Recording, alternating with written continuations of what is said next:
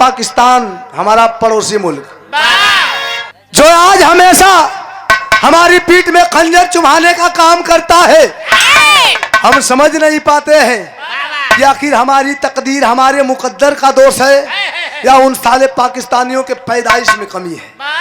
भूमिका के भाव पे गौर फरमाइएगा।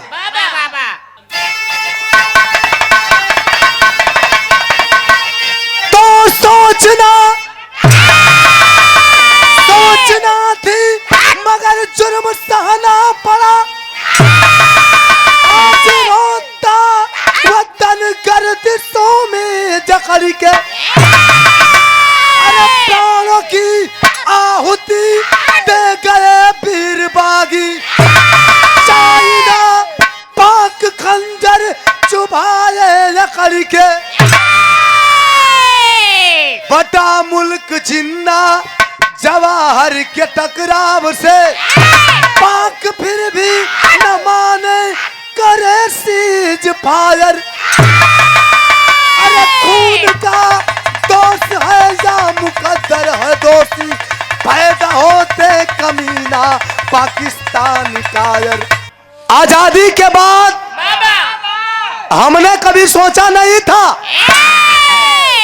कि आने वाले दिन कभी अपने भी दुश्मन बन बैठेंगे। बिरहा में एक लाइन गजल का अंदाज है कवन,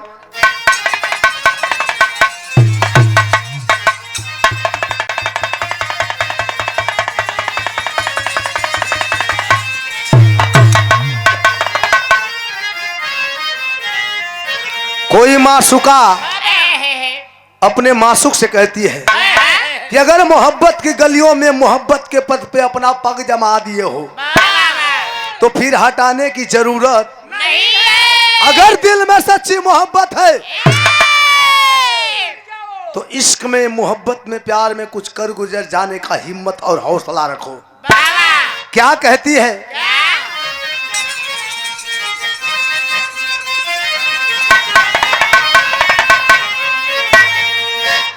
यही कहती है, अरे प्यार के मोड़ पे आ गए हो अगर, अरे प्यार के मोड़ पे आ गए हो अगर, तो फिर से मिलने मिलाने का वादा करो। प्यार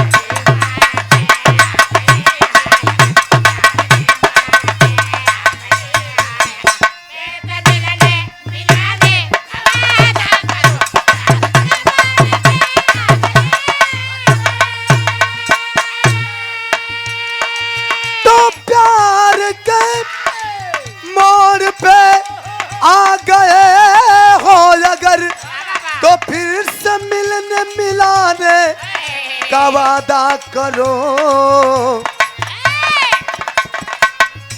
आ गए हो तो जाने की जिद ना करो, आ गए हो तो जाने की जिद ना करो, जा रहे हो तो जाने का वादा।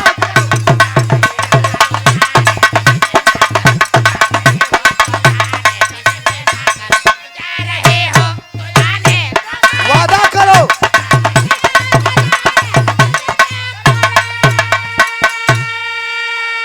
ये तो लैला और मजनू का बात रहा, लेकिन हमारे देश के जवान दुश्मनों से इशारा करते हैं कि दीवाने दीवाने हम भी हैं।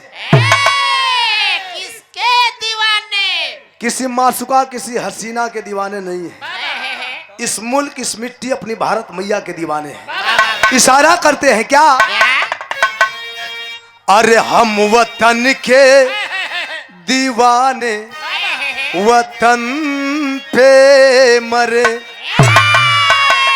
अरे हम वतन के दीवाने, वतन पे मरे, आगे बढ़ता कदम ना अरे रुकेगा कभी।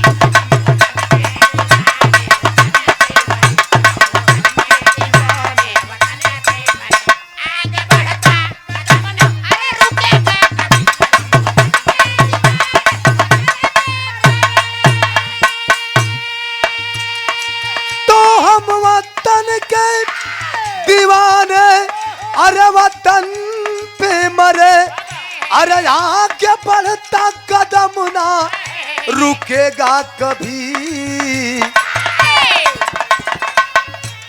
हम रहे ना रहे है कोई गम नहीं, हम रहे ना रहे है कोई गम नहीं।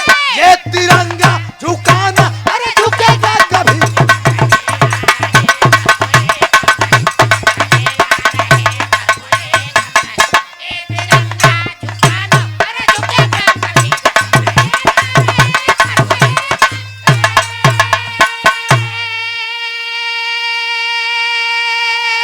हम रहे या ना रहे, लेकिन जिस तिरंगे झंडे को हमने अपने लहू से सींचा है और आसमान में लहराने फहराने का काम किया है, यह न कभी झुका है और ना ही कभी इसे झुकने देंगे।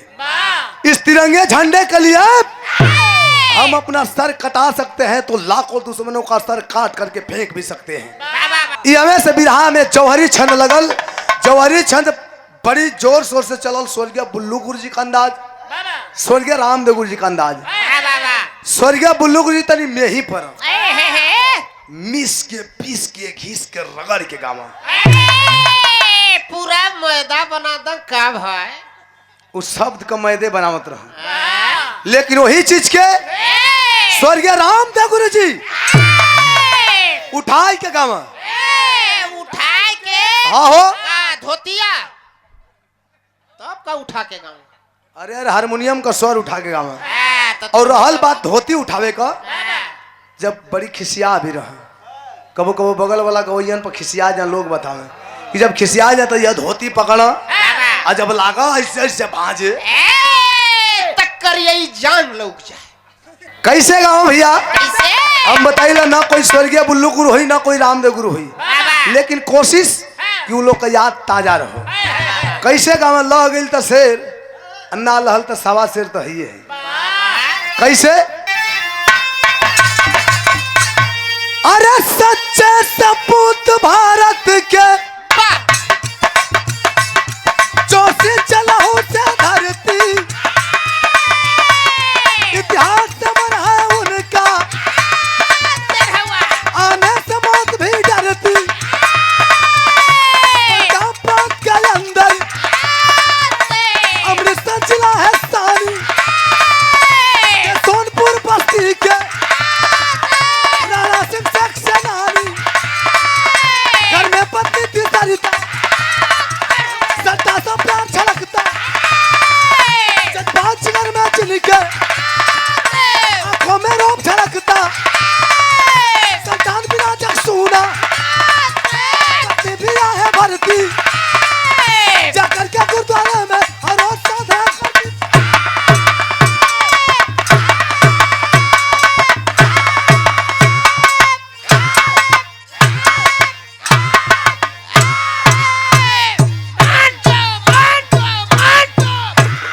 ए भैया तनी कहानी समझ ली। पंजाब प्रांत अमृतसर जिला सोनपुर बस्ती के रहने वाले फौजी राणा सिंह, पत्नी का नाम सरिता देवी। भगवान सब कुछ देले हुआ, धन दौलत का कमी नहीं खे। कमी कौन चीज का खलत बा? औलाद का कमी। सन 99 का बात बतावत है, रउआ सब याद रखब, कहानी समझे में आसान रही। सन 99 की बात है, भगवान सब कुछ देले हुआ, औलाद का कमी खलत बा। एक रोज रात का वक्त फौजी राणा सिंह उनकी पत्नी सरिता देवी दोनों हम बिस्तर है, हम बिस्तर यानी एक पर सुतल हो दोनों परानी। अच्छा अच्छा। औलाद का गम सतावत बा। सरिता देवी का आंख से आंसू चलत बा। एक आध बेर वही में सिसकी रवाई लेके हिचिक के रो देहली, तो उ रवाई फौजी राणा सिंह का कान तक जब पहुंचल, उठ के बैठ गई। देखत हो सरिता का आंख में आंसू। सवाल करता हूँ, सरिता रो रही हो, क्या बात है? किसी ने कुछ कहा? कोई तकलीफ है? तो सरिता देवी का आंख का जब आंसू धारा और तेज बहे लगे। अब बिलक के अपने उदासी का कारण बतावत है, उनके दुख कौन चीज कह। बिरहा में कौन गीत है? कौन गीत?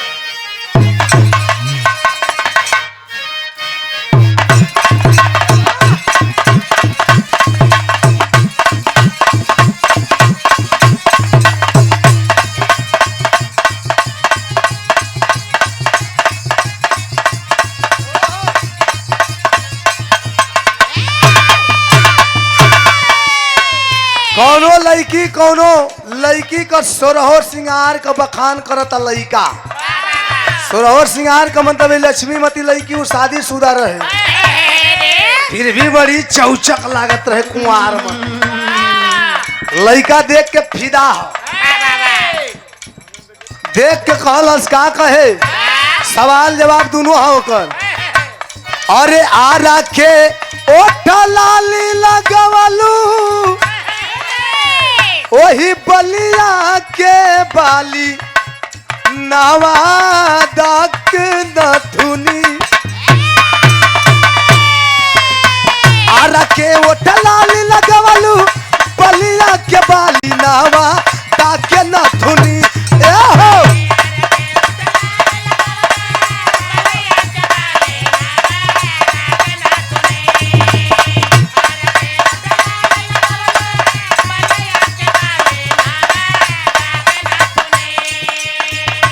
आरा के ओठ लाली लगवलू, बलिया के बाली नावा ताके नथुनी।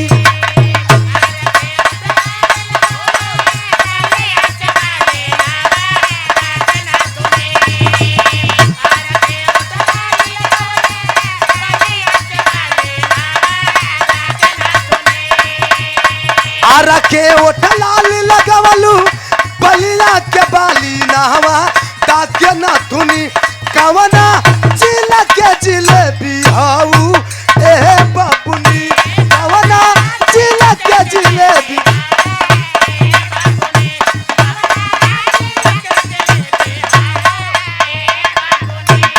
और कहे कि पटना के पानी ए लक्ष्मी, तारा जवानी पझला के माला मलिया के दुपट्टा, माला माल के माला मलिया के।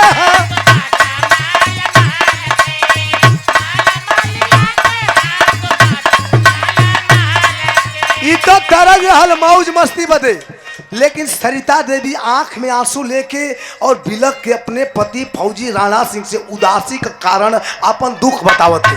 का आखिया में आस भरी के,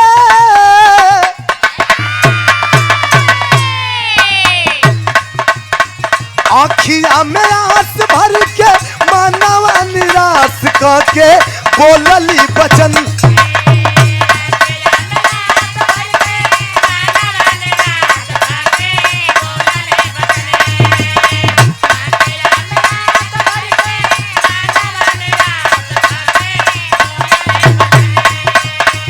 आखिया में आस भर के मानवा निराश करके बोलली बचन। एगो लाल बिना सुना सुना लागला भवन।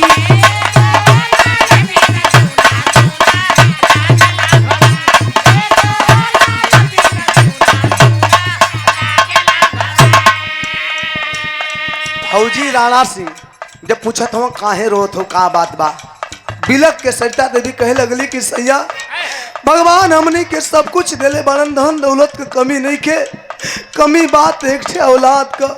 एक औलाद बिना हमने का जिंदगी का कोठरी एकदम अनहार पड़ल बा। ये सैया ये समाज का लोग कुछ कह देला, कुछ गाली दे देला, हमके बुरा ना लागेला, लेकिन अगर कोई हमके बाझिन कह देला करेजा फाट जाला। ये सैया जी एक मन नहीं के करत, ई बाजिन वाला ताना सुन सुन के जिंदगी से मन उब गइल बा।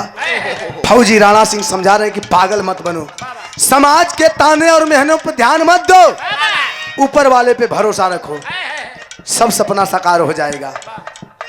तौले एकाएक आइल तबले, अरे सीमा से खबरिया, चाय के जवान करे लगले आइया रिया, चाय के जवान करे लगले।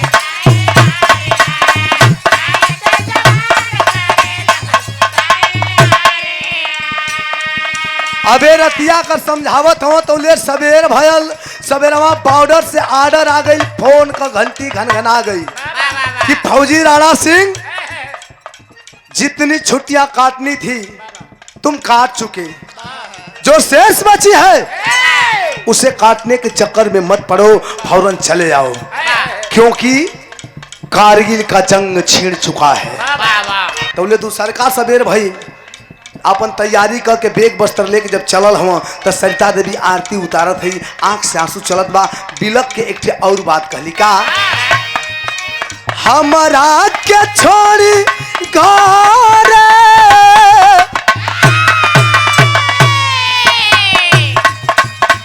हमारा के छोड़ी घर जाता रनो करी करे सुनले सजन।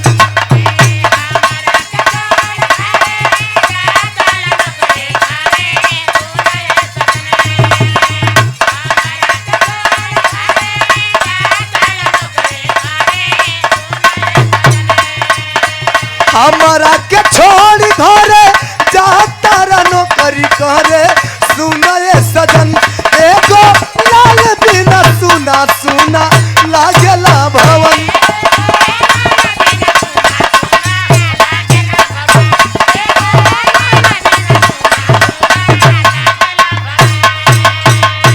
सरिता देवी आरती उतारत ही, विदाई करत ही, रोवत ही, कहली सैया रहुआ हमके ऐसा हालत में छोड़ के नौकरी करे जात बनी, इस समाज का बाजिन वाला ताना हमसे ना बर्दाश्त हो, हम मर जा। फौजी राणा सिंह समझा रहे हैं कि उनके घर में देर है अंधेर नहीं, धैर्य रखो, तुम्हें परिवार की चिंता है, अपनी चिंता है, और हम फौजियों को पूरे देश की चिंता होती है। भरोसा रखो। समझा बुझा के जब चलल हुआ तो बिरहा में तर्ज बदल गई।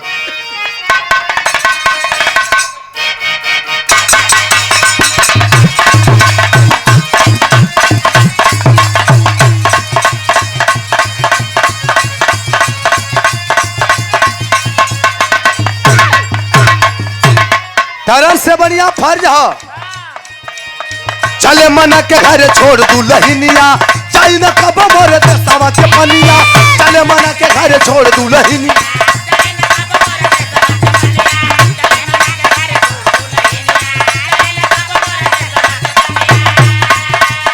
चले मना के घर छोड़ दुल्हनिया, चाहे न कब मोरे दस्तावा के पनिया, आज छठी वाला दूध आइया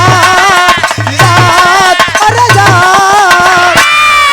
कमर में बोला बागी, कमर में कर्जा बागी, कमर में बोला हिंदुस्तान जिंदाबाद, नालायक पाकिस्तान मुर्दाबाद।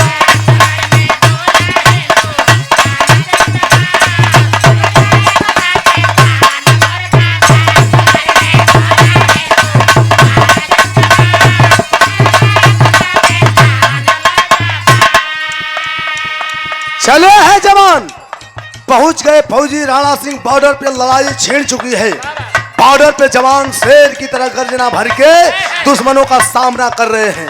पोजीशन कहा, सीमा पर से रवा दहाड़े लकड़ी के, जंगी जवानी ज्वाला दिलावा में फाड़ी के, जंगी जवानी ज्वाला दिलावा में, तुम्हें तो सीधे की दसावाया आजाद आजाद आजाद। कमर में बोला बागी, कमर में कर्जा बागी, कमर में बोला हिंदुस्तान जिंदाबाद, नालायक पाकिस्तान मुर्दाबाद।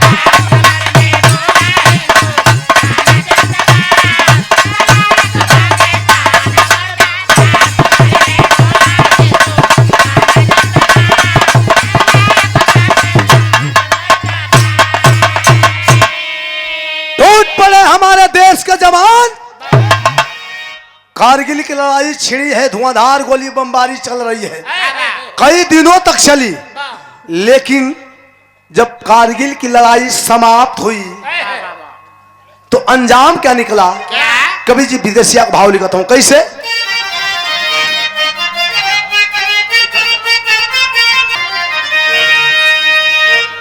अरे भैली लड़ाई बंद, अरे जीतल मार देसावा हो, कारगिल पर झंडा रवले जावाना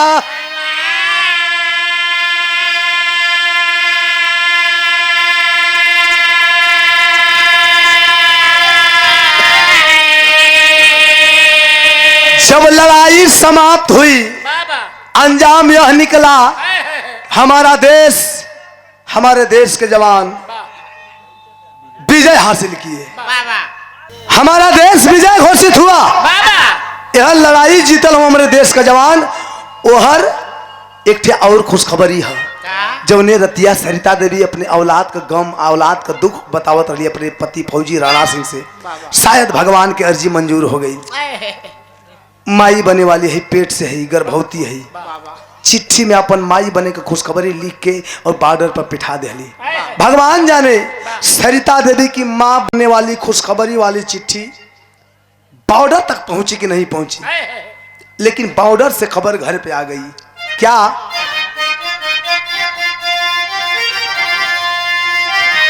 राणा सिंह शहीद भइले, अरे लाश के न पता चलल, सीमा से खबर आई,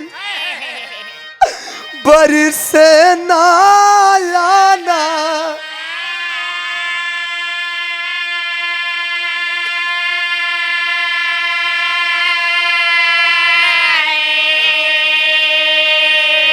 सरिता देवी की मां बनने वाली खुशखबरी वाली चिट्ठी बॉर्डर तक पहुंची कि नहीं पहुंची, लेकिन बॉर्डर से खबर घर पे आ गई कि इस लड़ाई में हमारे देश के जवान विजय हासिल किए। लेकिन इस लड़ाई में बहुत से जवान शहीद हो गए, जिन शहीदों के लिस्ट में फौजी राणा सिंह का भी नाम अंकित है। सभी शहीद जवानों की लाशें पूरे सैनिक सम्मान के साथ उनके परिजनों के बीच भेज दिया गया, लेकिन फौजी राणा सिंह की लाश का कुछ पता नहीं चला। सिर्फ उनकी लाश की जगह पे उनकी टोपी, वर्दी और कुछ रुपयों का मुआवजा आता है। जैसे यहाँ रउआ सब जुटल है, वैसे ही सरिता देवी का दुआरे पर सब लोग जुटल बा। सब लोग कहत बा कि फौजी राणा सिंह शहीद हो गए, लेकिन सरिता देवी मानने को तैयार नहीं है। कहते हैं नहीं, मैं नहीं मानती। क्यों? लोग कहते क्यों नहीं मानती? तो कहती है कि मरल जादी रहतन तलाश घर आइल होई, कैसे धोई से नूर फोरी, हाथे का कांगाना।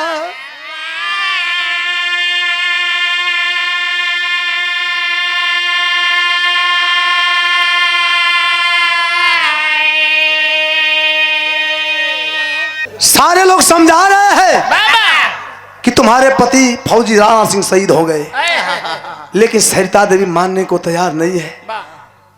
कहते नहीं, मैं नहीं मानती। क्यों?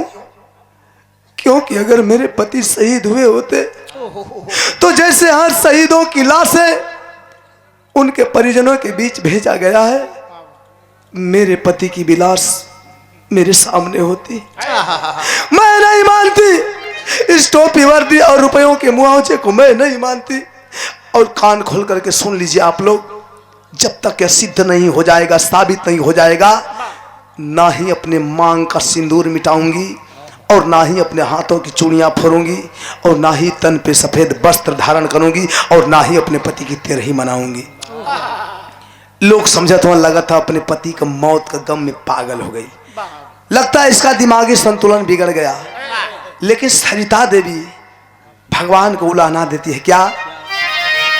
अरे खुशी आवे से पहले अरे दुख गहराई गई, आई हो विधाता कैसन तोहर विधानवा।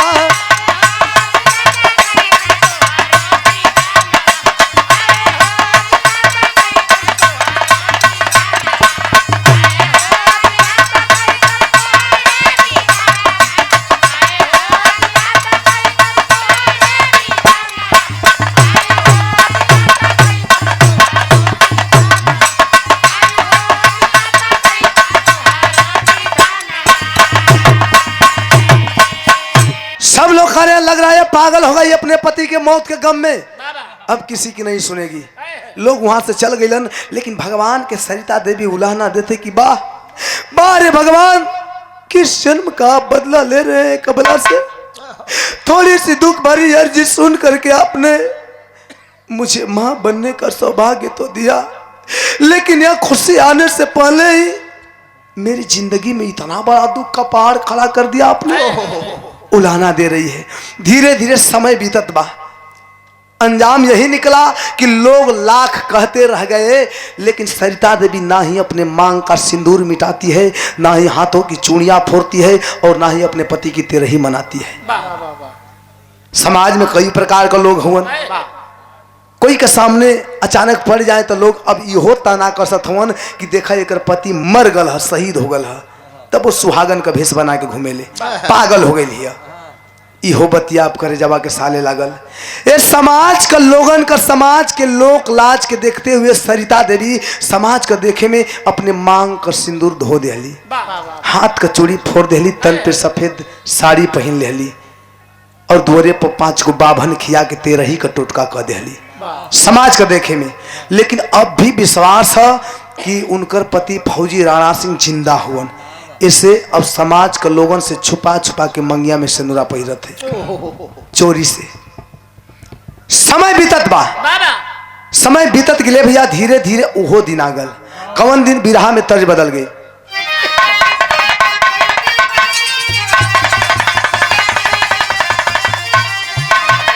माई बहिन लोग आवेली, अरे गंगा माई के ऊंच बा अरारियानु हो, ओ पर बैठा भगवान। इत तरज रहल, लेकिन धीरे धीरे समय बीतत बा, उहो दिन आगल। कवन दिन?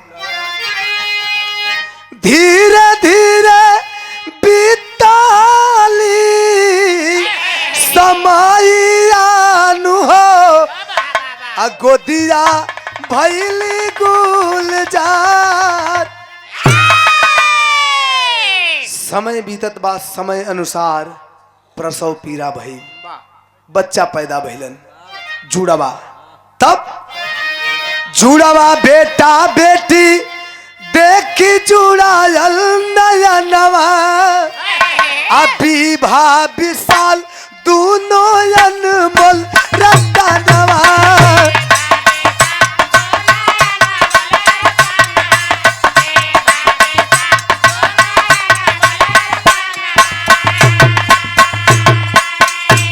अरे मिल गईल जीवन के का मायानु हो, गोदिया भइल गुलजार।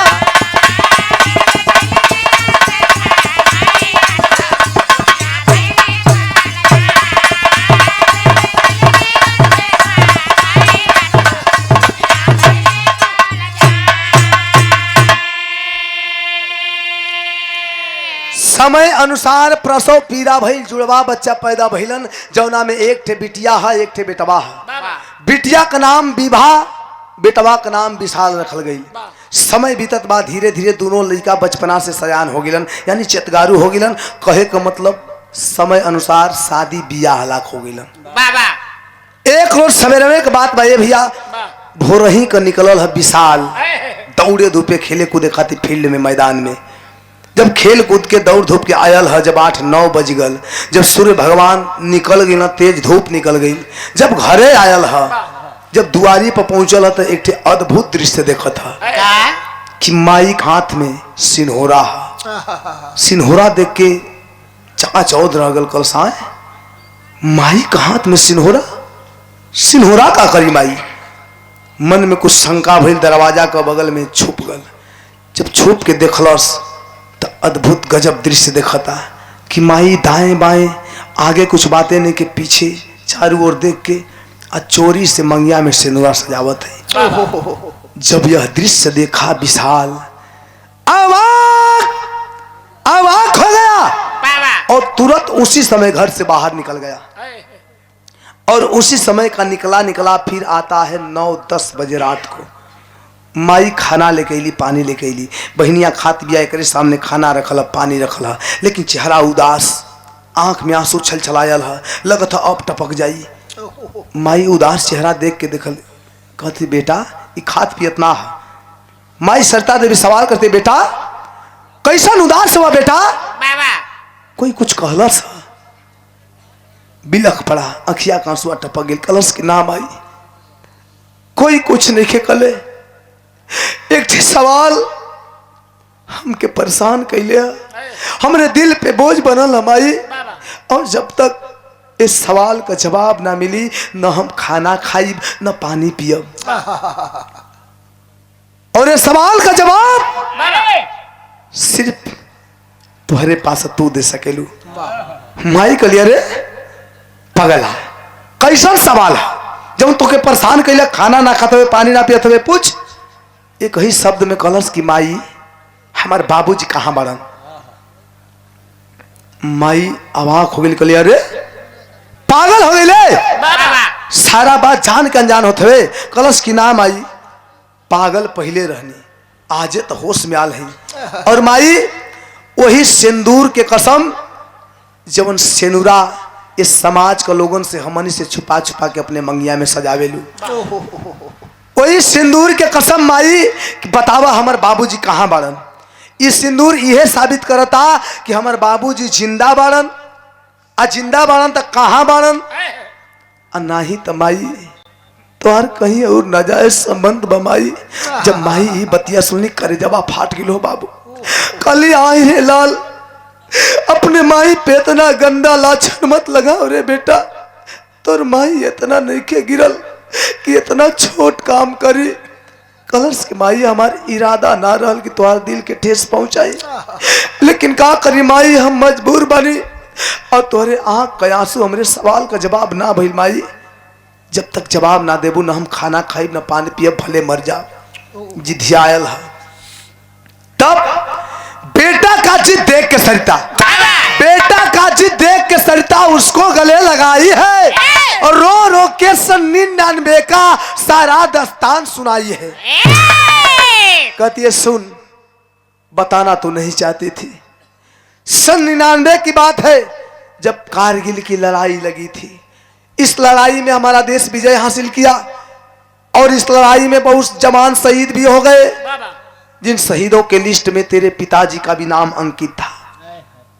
लेकिन सभी शहीदों की लाशें उनके परिजनों के बीच भेज दिया गया, लेकिन तेरे पिताजी की लाश का कुछ पता नहीं चला। सिर्फ उनकी टोपी, वर्दी और कुछ रुपयों का मुआवजा आया। लोग कहते रह गए, लेकिन ये मेरा दिल जो है ना उस समय मानने को तैयार हुआ और ना आज मानने को तैयार है। मेरा दिल अब भी कहता है कि तेरे पिताजी जिंदा है।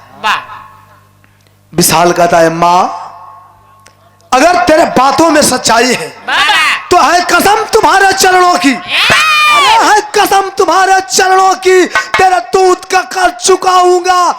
कर चिंता है पापा दुनिया में मर के भी वापस लाऊंगा। अगर तेरी बातों में सच्चाई है माँ तो ये एक बेटा का वादा है, मैं तुम्हें वचन देता हूं कि जीते जी मर के भी एक दिन तुम्हारे सामने ला करके खड़ा कर दूंगा। बाबा तुरंत घर से निकल गल। कहां गयल, कहां करत है कुछ पता ना है, लेकिन जवन कुछ करत हो को परिणाम का निकलल मेहनत और रियाजों से।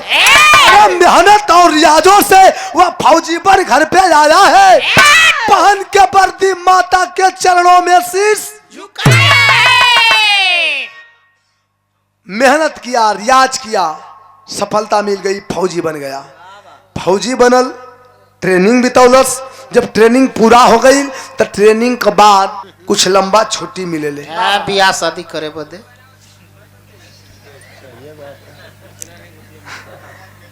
मानत है तोहरो कुछ लंबा छुट्टी मिले ले, वही छुट्टी में घरे आयल है। जब घरे आयल टोपी वर्दी पहिर लही, जब धधाई के सोहर के माई का गोर लगलस, माई धधाई के सीना से लगा के चारों ओर चेहरा लीलार कपार कुल चुम्बत चाटत है और प्यार दुलार के साथ आशीर्वाद देत है आ कहत है का तर्ज बदल गई।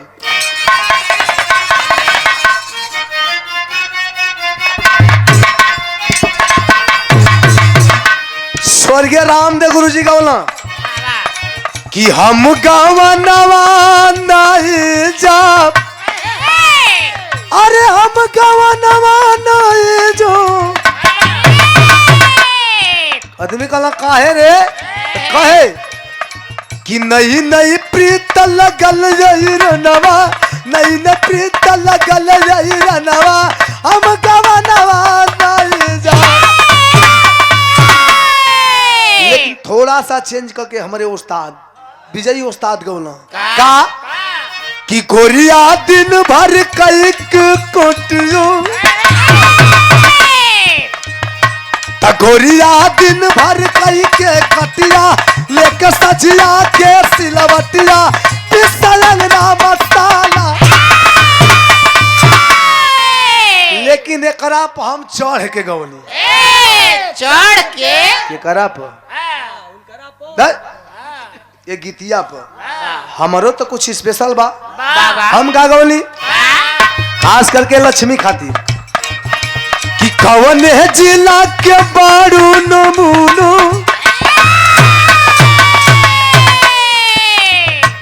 कवन है जिला के बारू नमूना, कितने चल के लगावलू चूना, मोबाइल नंबर बता दो।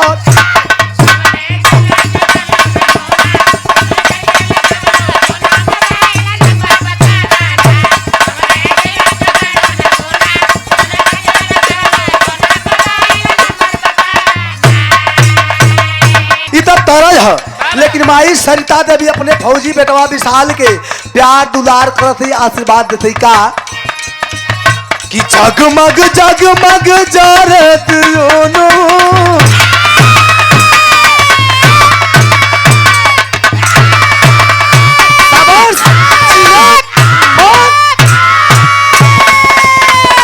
जगमग जगमग जरत नवा हमारे फुलवा के हो रतनवा, जगमग जगमग जरे दिया ना।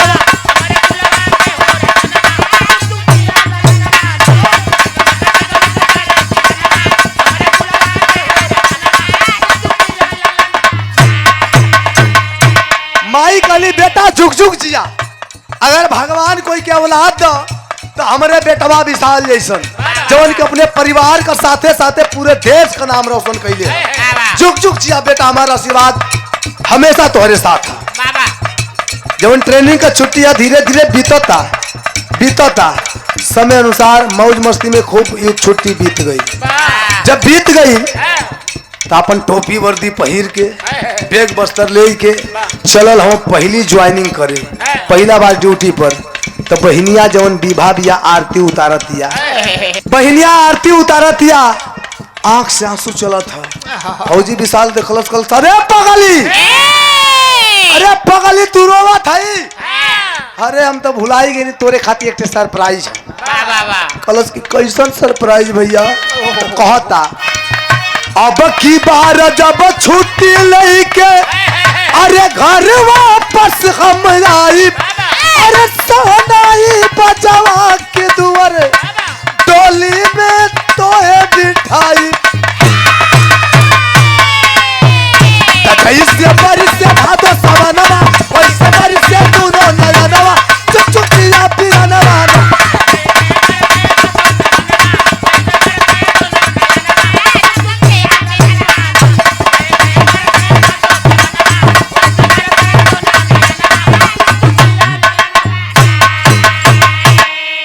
कल सरे पगली रो मत, अब की बार जब हम छुट्टी लेके आई तो जान ले तोर बियाह तय कर दिले है। अब की बार जब छुट्टी लेके आई तो तोर बड़ी धूमधाम से बियाह रहा चाहिए। ओहो लड़का फौजी है, हमार दोस्त है। तो छुट्टी लेके आई नहीं कि तुहार बियाह कह के अपने मजबूत कंधा का सहारा दे के डोली में बैठाई बा तो के तोरे ससुराल भेज दे। मन दुलार में बोला था कि बड़ा या ना जियान कैलू हमरे घर के, बड़ा जल्दी तो के दूसरे के घरे खेदब। मने बहला फुसला के ओकर आंख का आंसू पहुंच के जब चलल हरमत छमत 100-150 मीटर दूरे गई दुआरी से बहरे, तो एगो जौन दुआरी में चौकट के बाजू होला आरी, एगो बाजू तर सहारा दे के माई खड़ा होके अपने बेटवा के निरखत है और दूसर का और बहनिया निरखत है। अनुमान लगावत है दोनों लोग माई धिया का तेरी के भाव।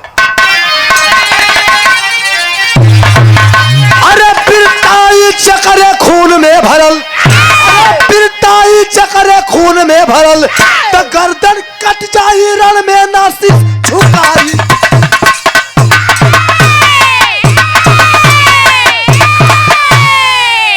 गर्दन कट जाई रण में नासिस झुकाई, बिरताई चकरे खून में भरल। अंदाजा लगावत है कि कहल जाला कि बापे पुत परापत घोड़ा ढेर नहीं तो थोड़ी थोड़ा अंश का चीज है तो अंश में रहबे करी, खानदानी असल तो पड़बे करी। बाबा भले न सर्दी आई रही लेकिन वही पर जाई। बाबा कवि जी लिखते हैं क्या? कि उन्माद जिगर में तब उठता, उन्माद जिगर में तब उठता जब बेकसूर हम मरते हैं, हथियार हाथ में रहता है आदेश बिना हम डरते हैं। एक फौजी का दिल बोलता है कि यह सरकार हमारे हाथों में हथियार देती है वतन की सलामती के लिए, अपने लोगों की रक्षा के लिए, देश की रक्षा के लिए, लेकिन अफसोस इस बात का है कि सामने से दुश्मन गोलीबारी पत्थरबाजी बमबारी करे, सामने वाले दुश्मन के गोलियों का हम शिकार हो जाते हैं फौजी, लेकिन उसका जवाब नहीं दे पाते हैं। आदेश लेना पड़ता है, उसका जवाब देना तो दूर, एक टे छुछिया फायरिंग करे कभी आदेश ना है, एक गोली का हिसाब देवे के पड़ेला। भले एक गोली के हिसाब के बदले एक फौजी की जान चली जाए, इसकी परवाह नहीं है। एक फौजी का दिल बोलता है कि लोग हमें शेर कहते हैं, लेकिन शेर की उपमा हमें गाली लगती है। क्यों? क्योंकि शेर कभी बंधन और बंदिश पसंद नहीं करता। लेकिन फौजी विशाल की पहली पोस्टिंग कहाँ हुई? पहली पोस्टिंग गया रजौरी, पहली पोस्टिंग गया रजौरी, सर पे खतरा का साया है, ड्यूटी करते मिला हरिंदर, उसको गले लगाया है।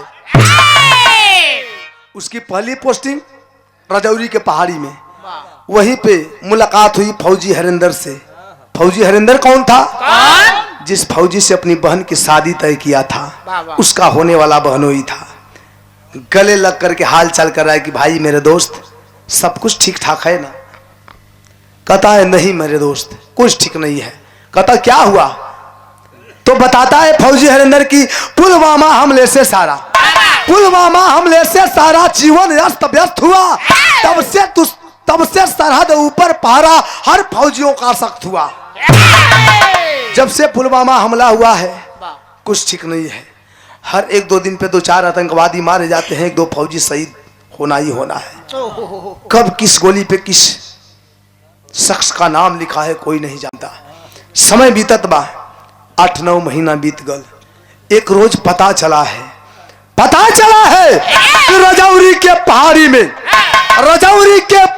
में कुछ आतंकवादी आए हैं। अरे एक भी आतंकी बच ना पाए, कैप्टन साहब फरमाए हैं। पता चला है कि रजौरी के पहाड़ी में कुछ आतंकवादी कुछ घाती घात लगा करके छुपे हुए हैं। आदेश दिया जा रहा है कि जाओ दिखा दो एक फौजी का हिंदुस्तानी पावर क्या होता है। फौजी जवान अपनी जब टोली सजा करके चले हैं, वही फौजियन का टोली में फौजी विशाल भी है, फौजी हरिंदर भी है, नई ज्वाइनिंग जौनन का टोली सजा करके चले हैं। जब गर्जना भर के तो हमारे बिरहा का आखिरी गीत था, कौन गीत बा?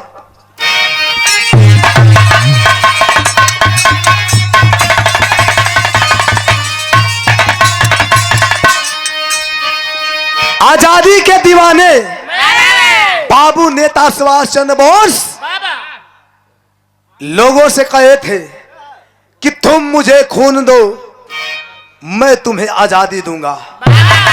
रहलन तो बड़ा गरम दल का नेता, लेकिन बड़ी विनम्रता से हर घर में लोगन से एक ठे मांग कैलन देश खाती आजादी खाती। का ये कहलन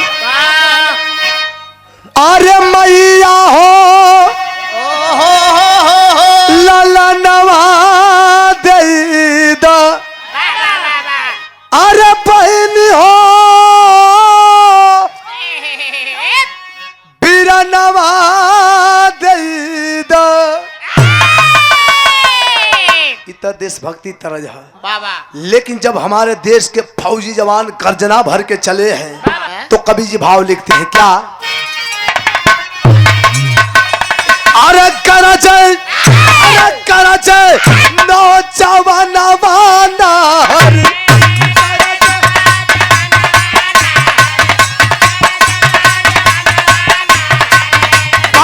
सर कफनवाना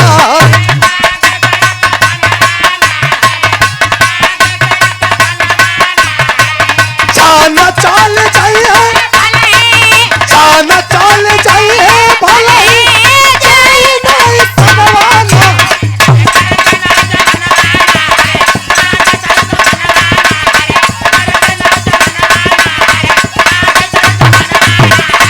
जाना चाल चाहिए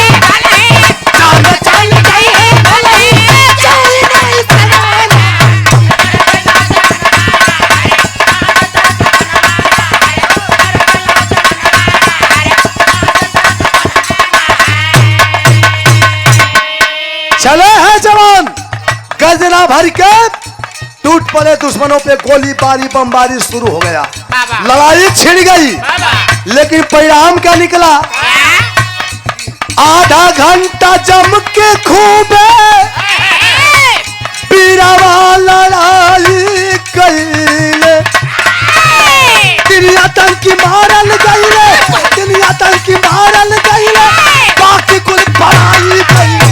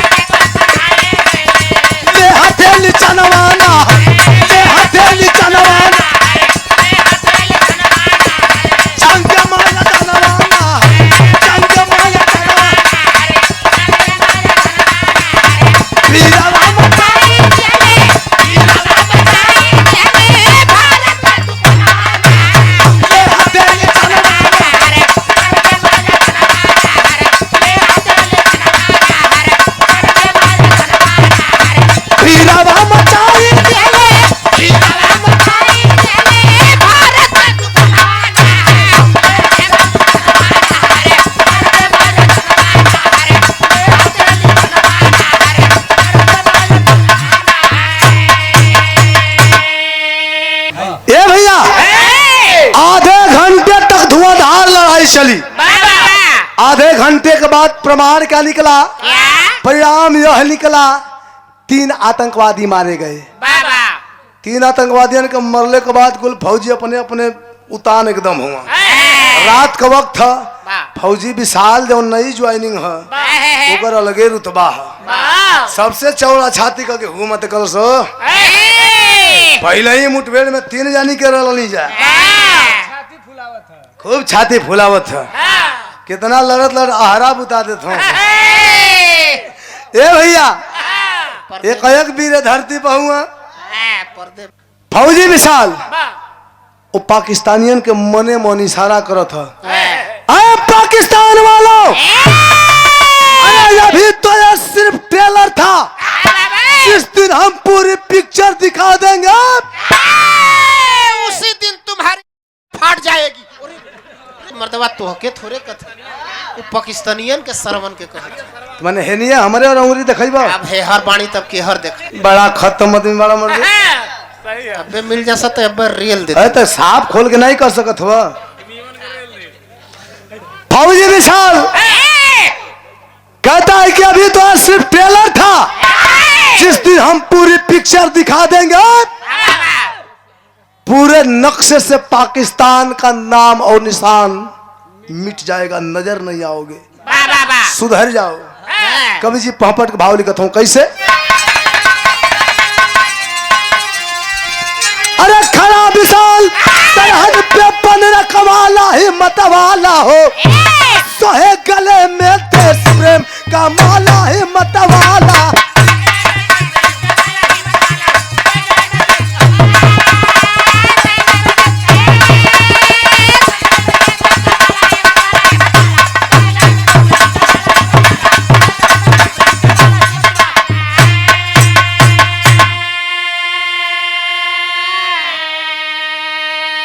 लेकर राइफल पहरा देता जोश बदन में जागल हो।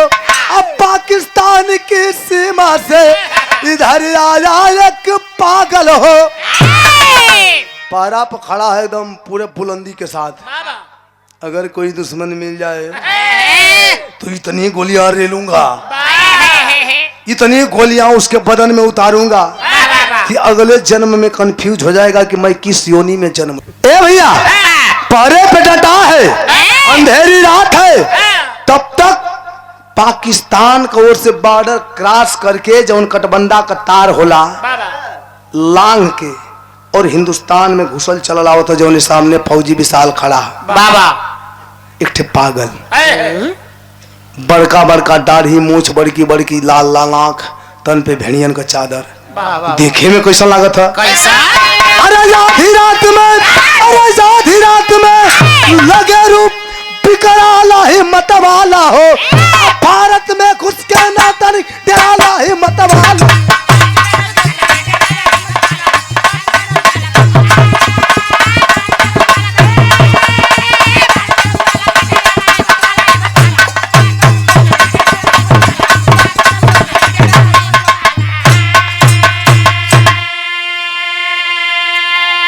बड़का बड़का बाल, दाढ़ी, मूछ, लाल लाल, बड़की बड़की आंख, तन पे भेड़ियन का चादर, मुड़ी गोतले चलत है आवत है।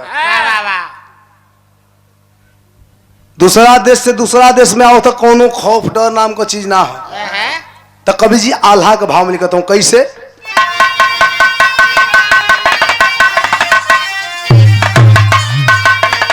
अरे धन्य भाग मिले जग में, अरे मानव के जन्मवा, अधन्य उहे जीवन राखे देशवा कसा।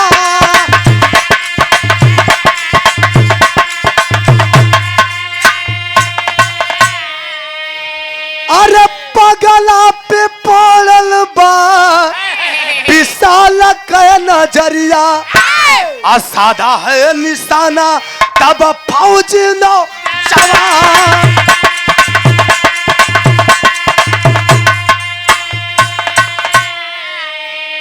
पगला चलल आवत है तो फौजी विशाल का नजर पड़ल, लेके एकदम असलहा तो टाइगर पर उंगली रख के आवाज देता, डांट के, खबरदार रुक जा वहीं, अगर एक भी कदम आगे बढ़ाया तो सारी की सारी गोलियां तुम्हारे बदन में उतार दूंगा, रुक जा वहीं।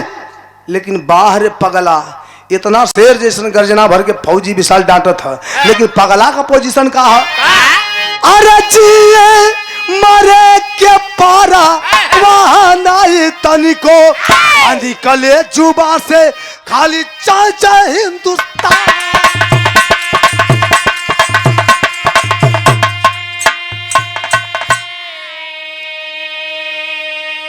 दूसरे देश से दूसरे देश में आवा था, फौजी विशाल डांटा था, खबरदार करा था कि रुक जाओ वहीं, आगे मत बढ़ना वरना गोली चल जाएगी। लेकिन एक मोले जिले का पगला का कोनो परवाह, खाली बस वही तो बुदबुदाता हो तो हिंदुस्तान जिंदाबाद पाकिस्तान मुर्दाबाद, हिंदुस्तान जिंदाबाद पाकिस्तान मुर्दाबाद। अब रोटा था नमः शिवाय जैसे शिव चर्चा में मेहरुआ कर ली 108 बार, 108 बार जपत जपत आई कि उनके बंदूक को नोक में सीना सटा के हिले लागल। वह रटत है हिंदुस्तान जिंदाबाद पाकिस्तान मुर्दाबाद, हिंदुस्तान जिंदाबाद पाकिस्तान मुर्दाबाद। फौजी विशाल का कौन हो तुम? कहां से आ रहे हो इस वक्त इतनी रात को? अपना परिचय दो। विशाल के इस सवाल का जवाब वो पगला एक ही वाक्य में देता है कि हिंदुस्तान जिंदाबाद पाकिस्तान मुर्दाबाद। फौजी विशाल कहा, मैं मानता हूं, मैं मानता हूं कि हिंदुस्तान के लिए, भारत मैया के लिए तुम्हारे दिल में अगाध प्यार और प्रेम है, लेकिन तुम हो कौन, कहां के रहने वाले हो, कहां से आ रहे हो, अपना परिचय दो। फिर वही जवाब तन की झनक की कड़क आवाज में देता, हिंदुस्तान जिंदाबाद पाकिस्तान मुर्दाबाद। फौजी विशाल का गजब हाल है यार, मैं पूछ कुछ और रहा हूं, तुम बस एक ही रट लगाए हो, हिंदुस्तान जिंदाबाद पाकिस्तान मुर्दाबाद। वार्तालाप होता वो पगला बुढ़वा और फौजी विशाल के बीच में, तौले अरे पाक सीमा से सनसा नात एक गोलिया, सीना में विशाल के लागला छूटल जा।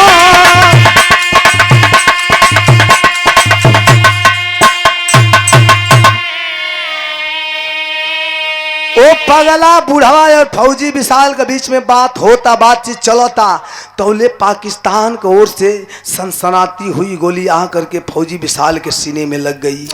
धराशायी होकर के धरती पे गिर गया। सारे फौजी जवान इकट्ठे हो गए। थोड़ी देर में इनकलाबी नारा लगा करके फौजी विशाल अपने आप को भारत माँ के आंचल में समर्पित कर दिया। सारे फौजी जवान इकट्ठे हुए। फौजी हरिंदर जो उसका होने वाला बहनोई था शहीद विशाल का, जिससे अपनी बहन की शादी तय किया था, गोद में लेकर के रो रहा है कि मेरे दोस्त, अब हमारे सजाए हुए सपनों का क्या होगा मेरे दोस्त। आज शेर जैसी गर्जने वाली जुबा खामोश पड़ गई, अब कैसे क्या होगा। सारे फौजी जवान मिल करके शहीद विशाल की लाश अपनी कस्टडी में लिए, उस पगला को भी कस्टडी में लिए साहब जी के पास लाश लेके गए। पूछताछ होने लगी। फौजी हरिंदर रो रो करके बताने लगा कि साहब ठीक 2 दिन बाद इस शहीद जवान की बहन से मेरी शादी होने वाली है। हम दोनों ने साथ में छुट्टियां अप्लाई किया था, अर्जी मंजूर भी हो गई थी, कल जाना भी था और आज ये हो गया। समझ में नहीं आता अब क्या होगा। सारे हालात को मद्देनजर रखते हुए सोचने विचारने के बाद फौजी हरिंदर को भेज दिया गया कि तुम जाओ अपनी शादी की तैयारी करो। फौजी हरिंदर चला गया। इधर पगला कस्टडी में है और इधर 4-5 जवान मिल करके शहीद विशाल की लाश तिरंगे झंडे में लपेट करके ताबूत में पैक करके पूरे सैनिक सम्मान के साथ लेकर के चले हैं। तो कहां चले हैं? सदर भाव। अरे सिलबंदा लाश आई गई थानावा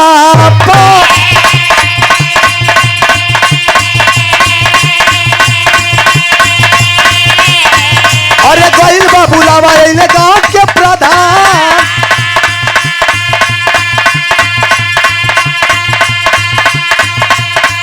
अरे शादी वाला मंडप सजल सजल दुल्हनिया। अरे रीति रिवाज से पूरा भइल विधान। अरे ले दुल्हनिया पर हरे नचवानावा। अरे ले के बारात कई चाहेला प्रस्थान। तबले फोर्स वाली गाड़ी आके लगल दुआरा। लाश देखी बेटा के करे जाला गलबा।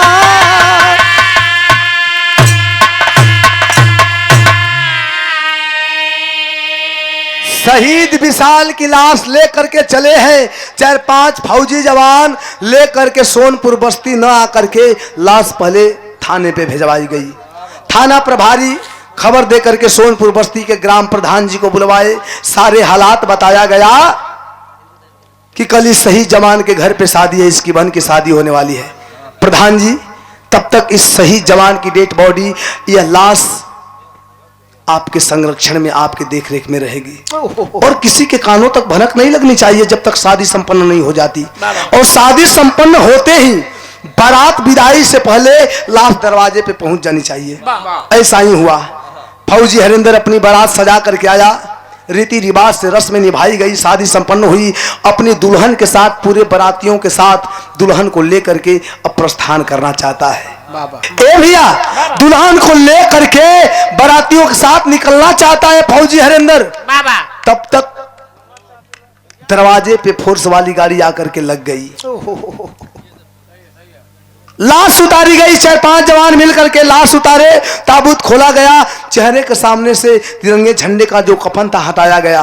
जब पता चला है कि इस घर के इकलौते कमासुत बेटे की लाश आई है, ए बाबू, जब ई खबरिया माई पौली हो भैया, करे जवाब फाट गई। गिरत दौड़त ठमिलात अपने बेटवा के लाश के पास अली कली, बेटा ये का हो गए बेटा? माई रोवत थी कि बेटा, अरे तू तो हमारे इतना होनहार बेटा रहला कि बिना हमरे इजाजत हमारे दरवाजा का चौकट न क्रॉस करत रहला। आज तो दुनिया छोड़ के चल गिला। अगर ऐसा कैले बाड़ा तो अपने माई के संगे बहुत बड़ा धोखा कैले बाड़ा। बहुत बड़ा धोखेबाज है तू। यह दुनिया छोड़ने से पहले उस वचन, उस वादा का आपने तूने याद नहीं किया। जो अपने माँ से वादा किया था, जो वचन तूने अपनी माँ को दिया था कि अगर तेरे पिताजी जिंदा होंगे तो जीते जी मर के भी एक दिन मेरे सामने ला करके खड़ा कर देगा। अरे सामने लाना तो दूर, तू तो इतना भी नहीं पता लगा सका कि तेरे पिताजी जिंदा हैं या मर गए। बहुत बड़ा धोखा दिया है अपनी माँ को तूने।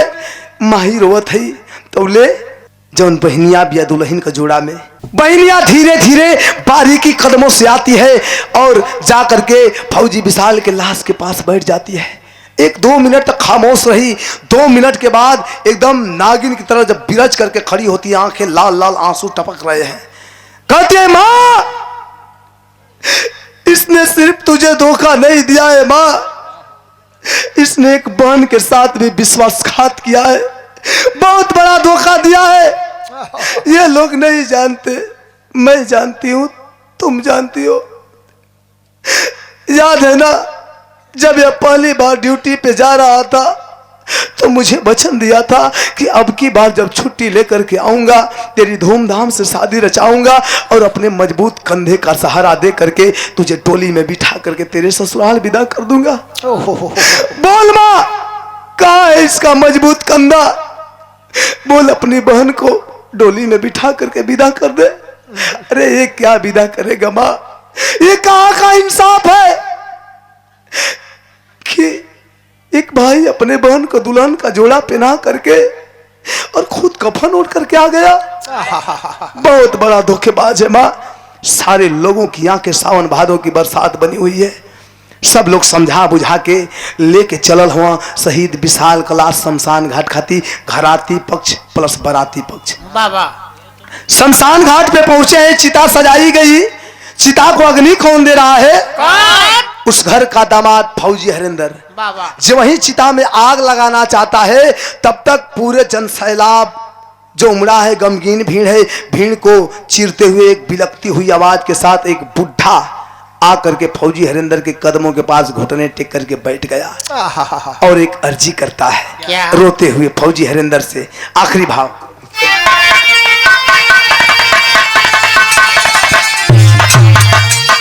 बोलल बुढ़ावा छलकत बा आखिर से नीरावा, एक बेर अंतिम तारा सनवा करा दहीरावा।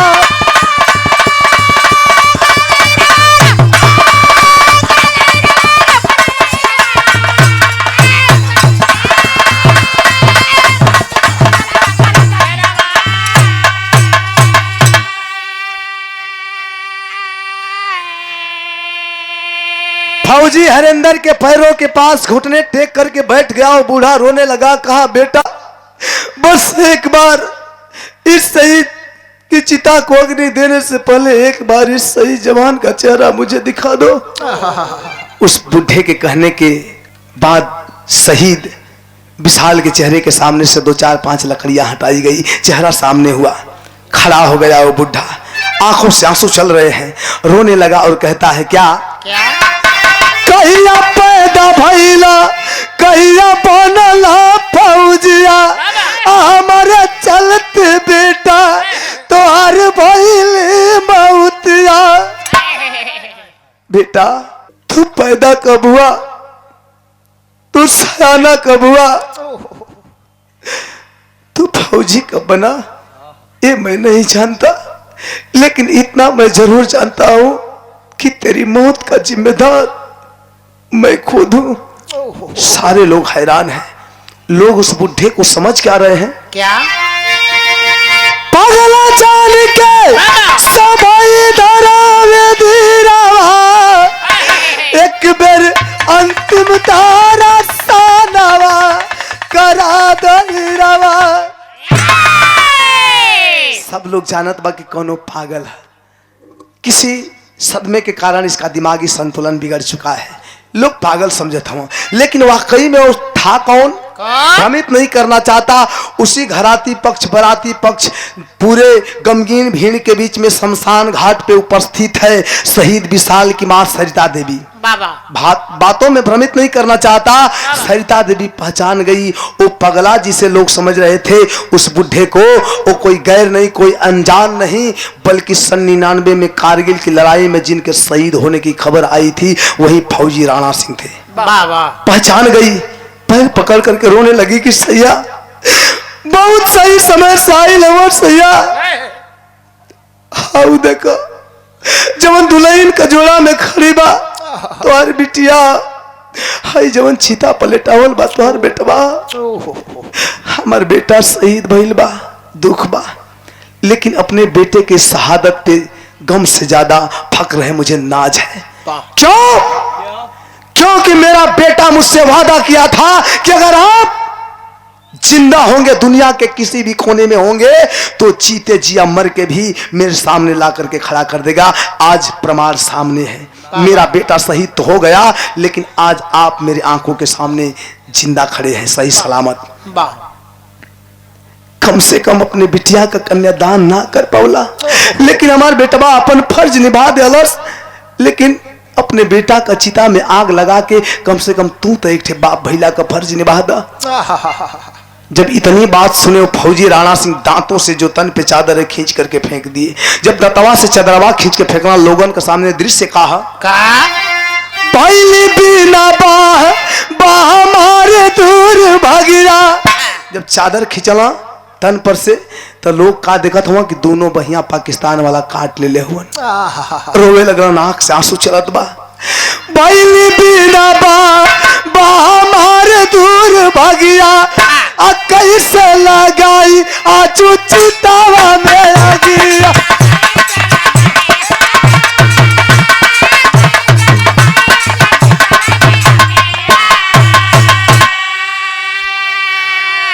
अरे दे गईला बुढ़ौती में करे जब पीरावा, एक बेर अंतिम तेरा सनवा करा दईरावा।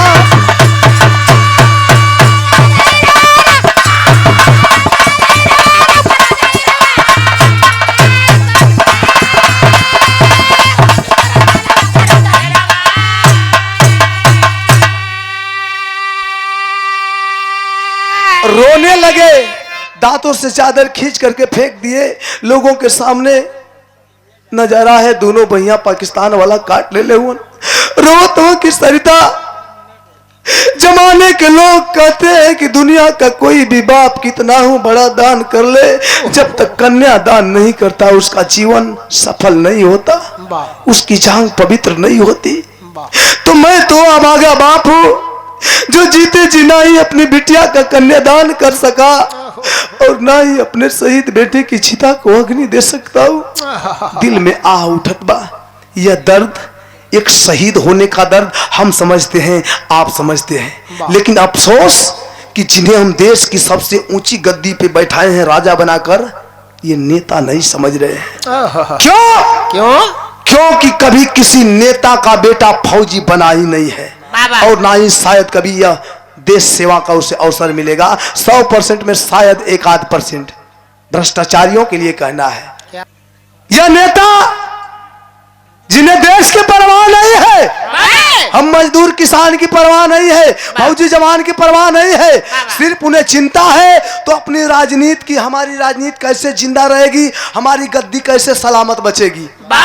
जबकि उन्हें पता होना चाहिए कि इस देश का सही सलामत मजदूर और किसान है तो सरहद पे तैनात फौजी नौजवान है, और सरहद पे तैनात फौजी नौजवान है तो यह देश है, और यह देश है तो इस देश की राजनीति के साथ उनकी कुर्सी सलामत है और राजनेता सही सलामत है। लेकिन इसका उन्हें अंदाजा नहीं है। पढ़े लिखे हैं, हम लोग कम पढ़ लिख करके गा बजा रहे हैं, लेकिन उन्हें तो ज्ञान होना चाहिए, अनुभव होना चाहिए इस बात का, वो नहीं समझेंगे। एक फौजी की खासियत एक और मेरा अंदाजा कहता है, अपनी सोच है कि एक फौजी जवान भले ही 80 साल का बुढ़ा हो, लेकिन हम और आप उसे कह के क्या संबोधित करते हैं? क्या? फौजी जवान। भले उसकी उम्र 80 साल 90 साल हो, बुढ़ा हो, लेकिन हम कहते हैं फौजी जवान बड़ी गर्व के साथ। तो एक फौजी की अहमियत हम समझते हैं, आप समझते हैं, ये राजनेता नहीं समझते, जो भ्रष्टाचारी हैं, देश के दुश्मन हैं, कभी नहीं समझेंगे। इसलिए हमें अपने आप में मजबूती ला करके एकता की मसाल जलानी होगी और यह सरकार बनानी होगी। आखिरी भाव में खनाम्बा गुरु गणेश गुरु रामलाल के स्वर्ग में वचन पावन रामदेव चंद्रिका कवि पुजारी राम खेला।